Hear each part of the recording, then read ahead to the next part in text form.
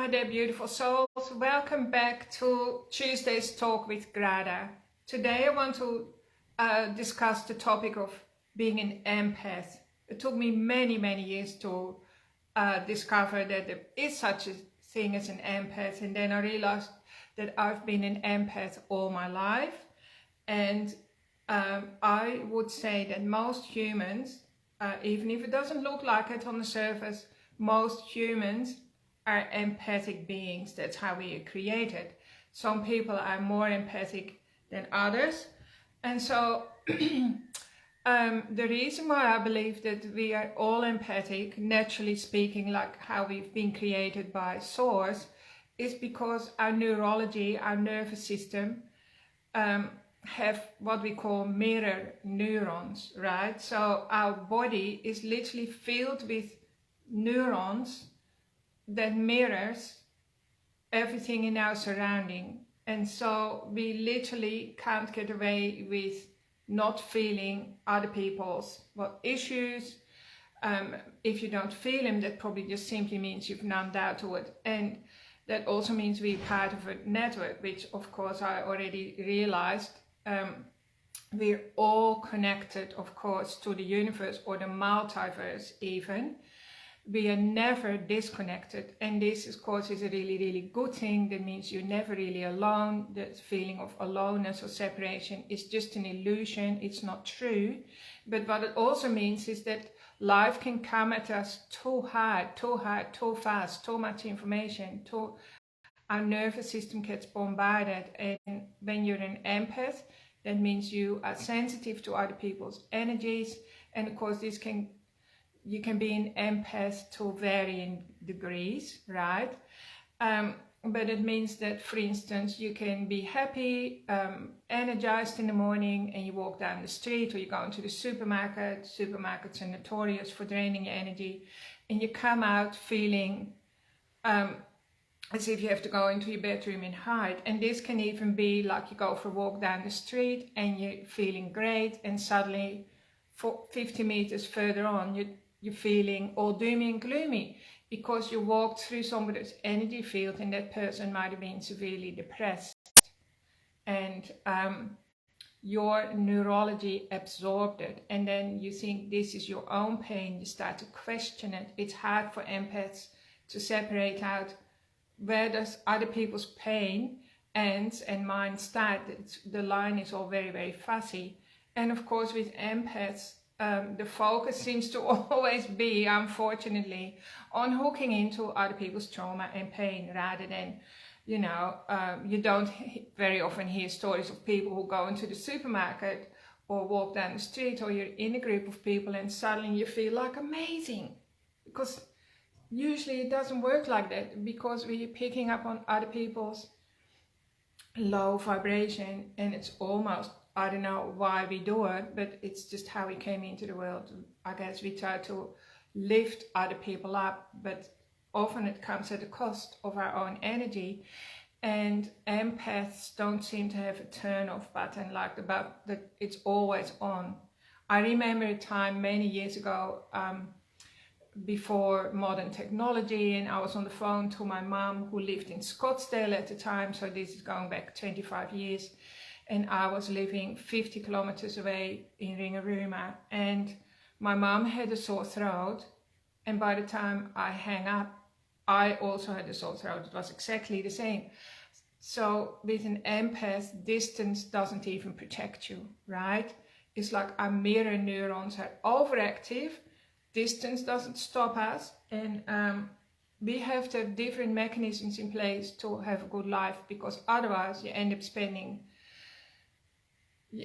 to preserve yourself, you have to spend time hiding basically, or you have to spend a lot of time recuperating just from everyday activities that normal people seem to get away with. There's actually no such thing as normal. Everyone struggles to some degrees.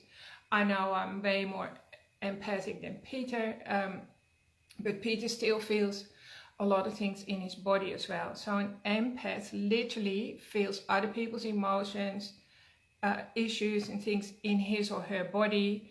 And if you're not careful, like if you if you're not aware, you think this is your own stuff until you realize, no, that actually doesn't belong to me. And then you can separate yourself from it and do things to clear that energy. So I do a lot of energy clearing. Of course, that's what I do with my clients, for my clients, with myself and with Peter, with the whole world. If I didn't have energy clearing tools and techniques, and if I wasn't so good at it, I probably wouldn't be sitting here.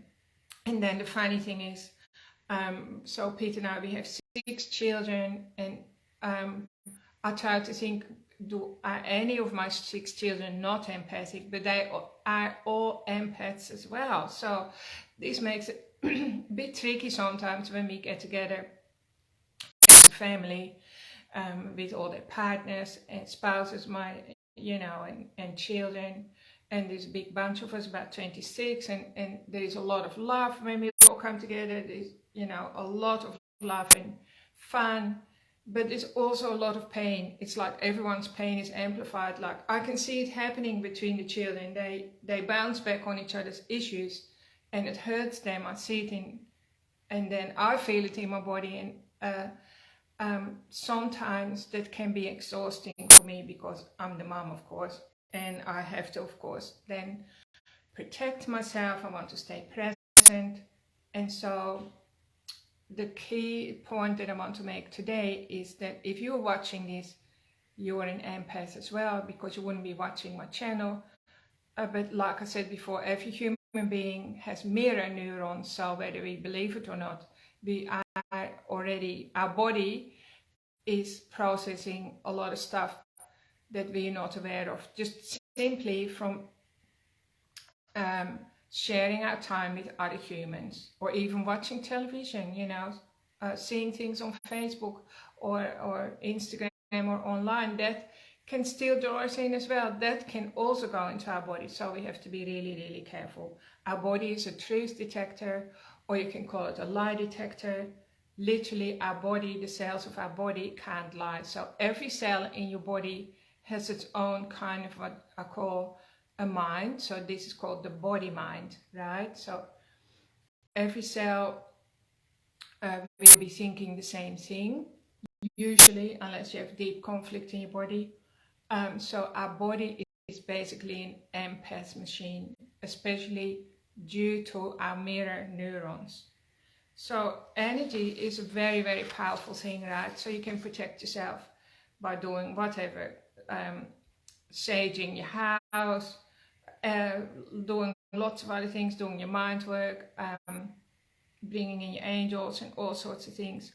But what I've realized over the years is the most important thing for empaths is to ground yourself. So empaths need lots of grounding. We need to be deeply, deeply anchored into planet Earth, or Earth Mother, whatever you like to call it.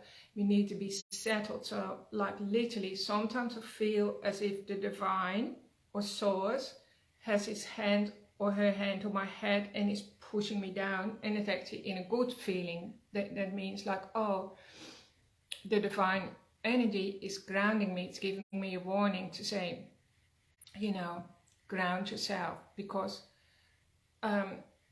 empaths tend to leave their body because it gets too much information. So we dissociate, we can't feel the pain, it's too much. So we kind of leave our bodies, you could say, and that's not a good place to be. Empaths are especially sensitive to dramas, and then of course, because of our mirror neurons, we sometimes get caught up into drama ourselves. And drama is the opposite energy to the energy of abundance and prosperity, right? So I'm sure we all want to experience peace and prosperity and less drama into our life and less stress. So I just want to explain again that many years ago, because I'm 60 now, so I still remember how that used to be promoted. Like whenever meditation came up, or we were taught to transcend our pain, or to transcend our issues, transcend your body, transcend your ego. And so literally the answer used to be, seemingly back in those days, to leave your body, go rise up and out and above your situation. That was heavily promoted, as if it was a bad thing to be in your body, as if your body was guilty of all the problems, you know. And yet what I realize now, and this is thankfully being taught by many leaders in the field now, is that our body is a place of light. It's a place where the light is held. It's a place where the light is anchored. And we have to stop being out here or out there, like in front of us, which is encouraged, of course, by everything we see, because like you go into the classroom, the whiteboard is there, right? It's not here, is it? The television is there. You drive in a car, you have to watch out what's going on in front of you. Our attention is drawn out to what's in front of us, and we're being tricked that way, because that's not a good place to come from. It's not grounding. So today I want to do a special meditation that's grounding. That's especially good for empaths, but it's very good for all humans. And I want you to feel the divine, the hand of source, or the true creator, gently pushing down psychically on your head, so you feel yourself being pushed in and settled, like a settled feeling in your body. And that you also start to realize that you are a channel for light, and the light is already in your body. It's not that your body is a dark place and you constantly have to, you know, bring in the light from the outside. You're already a radiant being, and by doing a grounding meditation, you can amplify that light. So because we have what I call mirror neurons, and because we are talking to empaths, and this is for empathic people, I'm going to do a meditation where you bring in your higher self, and your mirror neurons are going to receive information from your higher self. They're just going to absorb it, right? So your higher self is simply your soul, your oversoul maybe, like because in what you see in your body, who we are in our body, that's just a tiny bit of your soul is in your body, not, and we can always bring in more of our oversoul, and maybe that's called your higher self. For lack of a better word, I'll call it your higher self. It's a part of you that's very wise. It's the immortal side of you. When you die, you merge back into your higher self, your whole self. Your higher self now has all the information of all the lifetimes you've ever had, whether it's here or in another universe, it's all in there. So I thought this is a really unique way to restore your nervous system, to refill your tanks, and to calm your mirror neurons with really, really beautiful energy that suits you, because it's your higher self that's going to give it to you. And then let's see if you receive any messages. So don't do this when you're driving. If you're driving, stop listening. So I'm just going to invite you to close your eyes and just gently breathe in through your nose and out through your nose or through your mouth, whatever feels comfortable. And just imagine feeling a soft hand, like a psychic hand, pushing down on top of your head, on top of your crown chakra. It feels very soft, but it's firm at the same time. It's like no getting away from it. And the energy feels settling. It's like settle, everything is settling in your body. Even though it's the middle of the day here in Australia and it's like busy and hot. Just allow yourself to settle and just feel your bottom on the chair. And it just feels heavy. And allow it to feel heavy, and allow it to feel like a sinking feeling, like you're sinking down into your own body. And then go through your knees, your feet, feel the soles of your feet on the floor. Connecting, making a connection with Mother Earth. Mother Earth loves that and is already reaching up to you and pulling you down into herself, all the way into the center of Mother Earth. And it's like there's a point of infinite light, infinite consciousness, infinite stillness, infinite comfort, restoration and light. And you just allow yourself to absorb all of that light. So your own light particles are suddenly shining brighter, feeling revived. And just do that for as long as you like. And then you bring that energy back up through your feet, into your body. And if you like, you can rest, find like a resting place behind your eyes. Behind your eyes, it's very spacious and open and calm. And imagine if you didn't have a skull and the space just went on and on, far beyond you at the back, like in an ocean of acceptance that you're connected with. Now from the corner of your eye, like from your periphery, you see your higher self approaching. And so just allow that being to come forward. Some people that are visual, if you are very visual, your higher self will look like something maybe out of a movie or history book or an ancestor, or can look like an animal. However it wants to appear, let it come forward and appear to you, and just keep yourself anchored in the back of your head, coming from a place of curiosity and acceptance. Maybe your higher self has come to you today with a team, like a whole team of spirit helpers, of people that love you, of like witnesses, people that take care of you in today's life. If you were a hearing person, you might hear words. What would your higher self say to you? What is a question that you might have? If you have a question, like an urgent question. If you're a feeling person, like if you are very sensitive, just allow yourself to feel the presence of your higher self. And now I want you to invite your higher self to be part of your body, to come inside of your body, to just take over for a bit, to refresh you, for you to merge with your higher self, maybe is another way of saying it. You become one.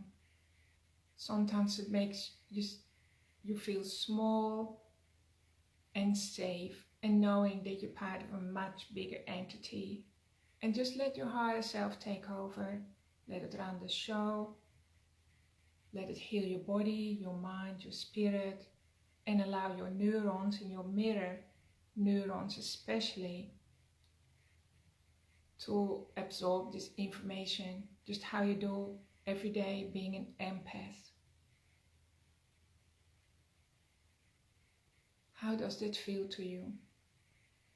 Some people feel like their higher self is behind them in a big, warm, hugging embrace, or like an armchair, like hugged from every side. And some people feel like, oh, their higher self is just always on the left-hand side or on the right-hand side, or slightly above me, or maybe in front of you. So if your higher self is in front of you, I want you to imagine that you drop into the arms of your higher self.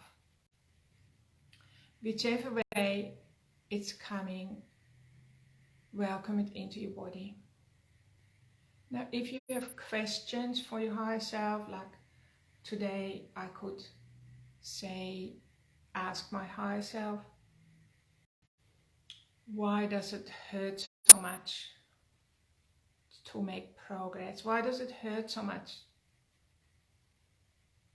to be in my body? Why do I feel so much pain?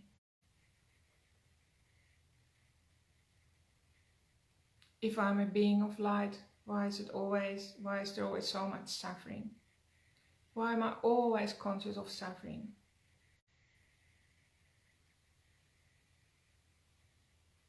And so my higher self is talking to me, and it's showing me a picture of a spider web and a spider in a spider web. And apparently, if you destroy part of the spider web, the spider feels that in its own body, and it's as if its own neurology is being destroyed. And so the picture I'm getting is that the world is my spider web.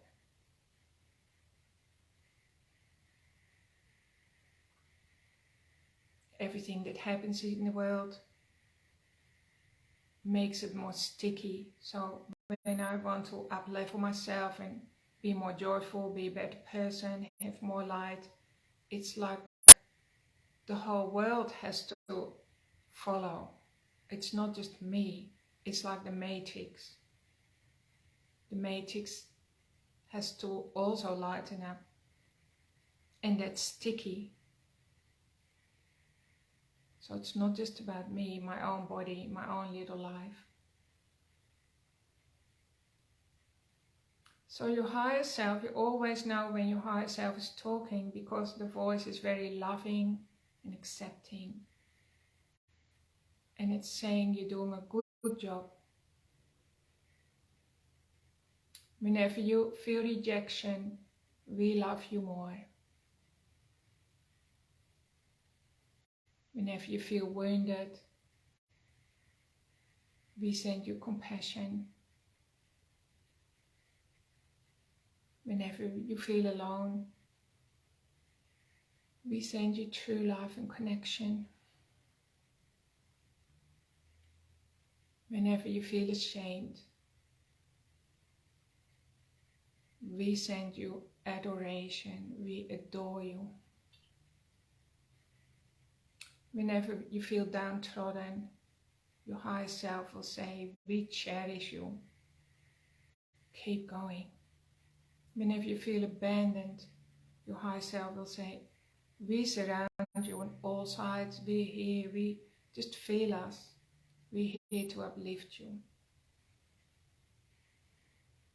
And so just let your mirror neurons absorb all this really warm, compassionate, loving energy from your higher self.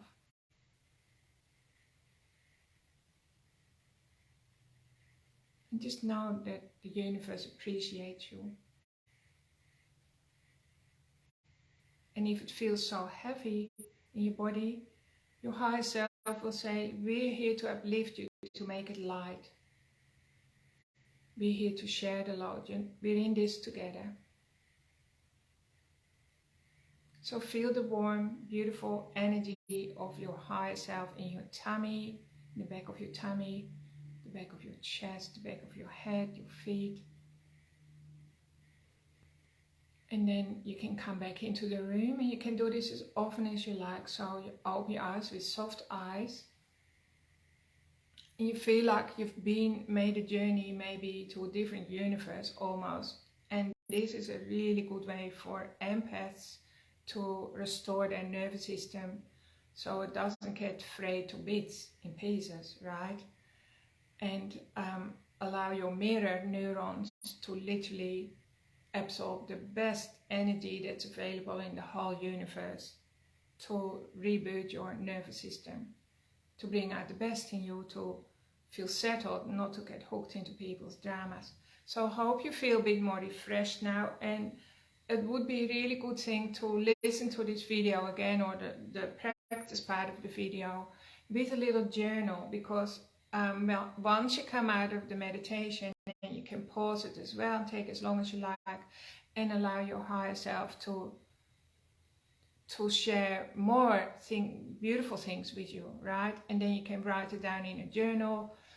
It helps you to understand who you are, helps you to feel settled and anchored and confident no matter what goes on around you. And it also helps you to feel less fearful of death, because when it's your time to pass over and leave the body, literally you're just leaving the body, you're going to be embraced by your higher self and all your other loved ones and become whole again. So I hope that you found this helpful. If you have any, if you need deep healing or you're stuck in trauma or anything like that, please book in for a session with me or come and see Peter, or go back over my sharings that I do on Tuesday. Sometimes there might be something there that's just perfect for you today. Hope you enjoyed this, and thank you for being with me today. And I look forward to seeing you next week, all being well. Hope you all have a really great week wherever you are, and see you soon. Big love from me. Bye bye.